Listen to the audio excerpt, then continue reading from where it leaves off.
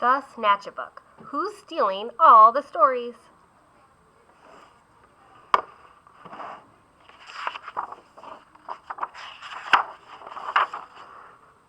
One dark night in Burrow Down, a rabbit named Eliza Brown found a book and settled down when a Snatchabook flew into town.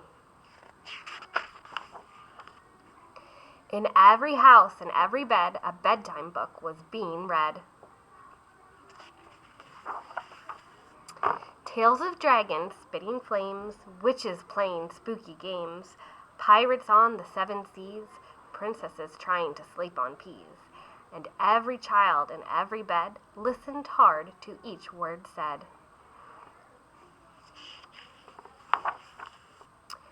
Eliza Brown, at number 3, was reading quite contently. Her curtains opened just a chink. She barely had a chance to blink. Her storybook just disappeared. Eliza found that very weird. The little owls on Mommy's lap were quite surprised to hear a tap against the bedroom window glass. Tap, tap. The noise came really fast. Before they even looked around, the book was gone without a sound. The wind blew wild across the sky. The smallest squirrel heard a cry. "What's that?" she whispered to her dad. But then, and this was really bad, before they had a chance to look, she'd lost her very favorite book. And so it went, night after night. Books disappeared from left and right. 5 books here and 6 books there. The shelves began to look quite bare. In Burrow Down the rumor spread of book thieves under every bed. Eliza Brown, at number 3, was keen to solve the mystery.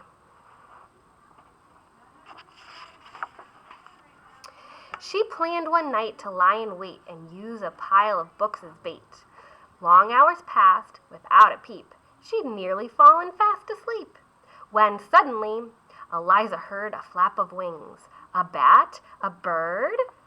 Eliza saw a shadow loom, enormous, right across her room. What kind of monster could it be? Eliza thought, "You don't scare me." And yet her heart was beating fast. She'd have to face the thief at last.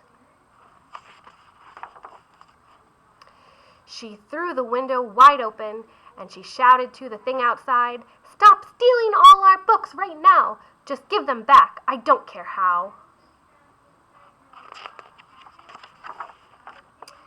"I'm sorry," came a little voice. "I really am. I had no choice."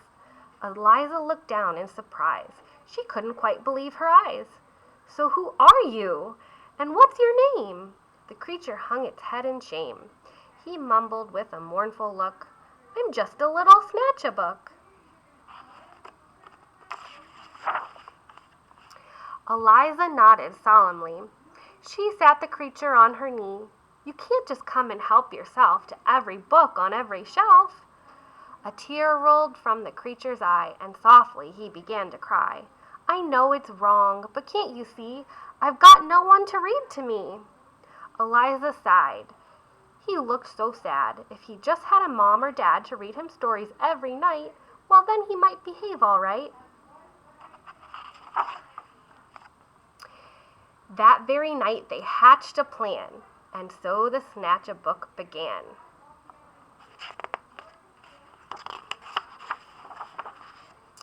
To give back all the books he'd picked, Eliza Brown was very strict. Then, trying hard to prove himself, he stacked them neatly on each shelf.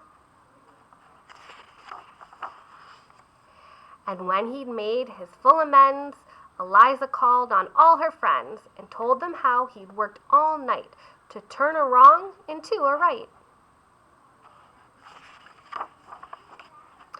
And now, each night in Burrow Down, as darkness falls upon the town, in every house, in every bed, a bedtime book is being read.